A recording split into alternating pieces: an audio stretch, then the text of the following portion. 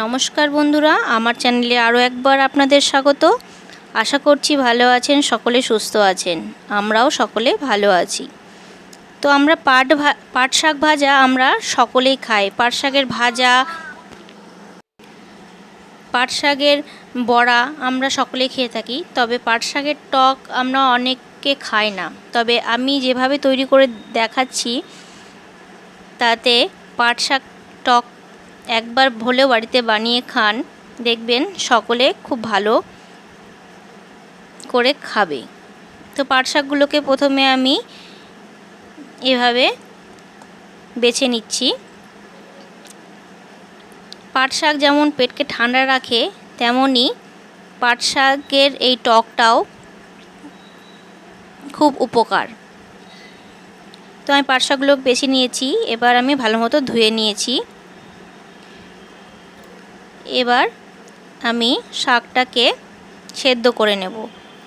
তো এখানে আমি নিয়ে নিচ্ছি প্রেসার কুকার, এর মধ্যে শাকটাকে দিয়ে দিচ্ছি। এই শাকের টকটা গ্রাম বাংলায় খুব প্রচলিত। এবার এখানে পরিমাণ মতো জল অ্যাড করে দিচ্ছি। শাকটা সেদ্ধ হওয়ার জন্য যতটা জলের প্রয়োজন ঠিক ততটাই দেবেন, খুব বেশি দেওয়ার প্রয়োজন নেই। এবার ঢাকনাটা লাগিয়ে আমি 2টো সিটি মেরে শাকটাকে সেদ্ধ করে নেব।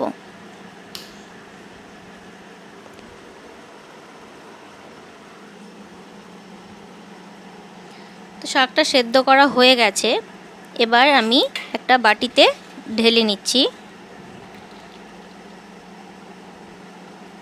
আমি দেখিয়ে দিচ্ছি আপনাদেরকে শাকটা কতটা সেদ্ধ হয়ে গেছে। দেখুন শাকটা খুব ভালোভাবে সেদ্ধ হয়ে গেছে। এইবারে একটা এরকম ডাল কাটার সাহায্যে বা আপনারা হাতার সাহায্যেও ভালোভাবে ফেটিয়ে নিতে পারেন। তার ফলে ডালের পাতাগুলো খুব ভালোভাবে মিক্স হয়ে যাবে। তো দেখুন ভালোভাবে আমি ফেটিয়ে নিয়েছি।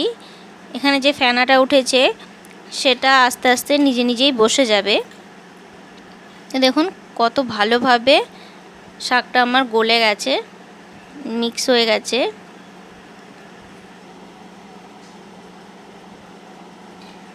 এইবার কড়াই গরম করে নিয়ে তার মধ্যে দিয়ে দিচ্ছি সর্ষের তেল এবং এখানে ফোড়ন দিয়ে দিচ্ছি একটা শুকনো লঙ্কা,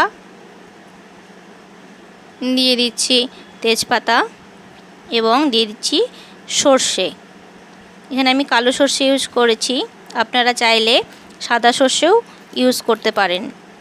সর্ষেটা ফুটে উঠলে এর মধ্যে সেদ্ধ করে রাখা শাকটা দিয়ে দিচ্ছি।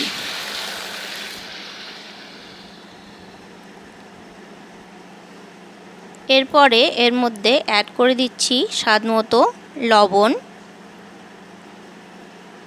দিয়ে দিচ্ছি হলুদ। এরপরে এটা মিক্স করে ভালোভাবে প্রথমে ফুটিয়ে নিতে হবে।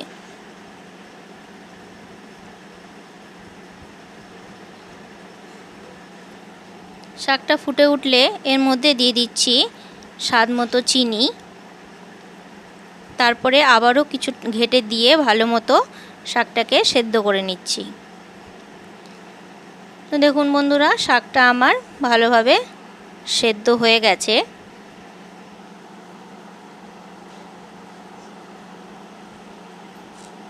এবার আমি গ্যাসটাকে অফ করে দিচ্ছি।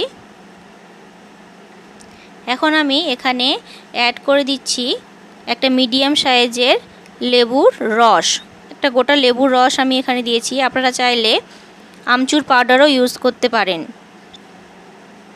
তবে লেবুর রসটা গ্যাসের ফ্লেম অফ করার পরেই দিতে হবে, না হলে এই টকের স্বাদটা তেতো হয়ে যাবে। তো দেখুন বন্ধুরা, কত সুন্দরভাবে তৈরি হয়ে গেল পাটের শাকের টক। ভিডিওটি ভালো লাগলে লাইক করবেন, সাবস্ক্রাইব করে চ্যানেলটির পাশে থাকবেন এবং নোটিফিকেশান বেলটিকে অন করে রাখবেন, যাতে পরবর্তীতে আসা ভিডিওগুলো আপনাদের কাছে খুব তাড়াতাড়ি পৌঁছে যায়। ধন্যবাদ।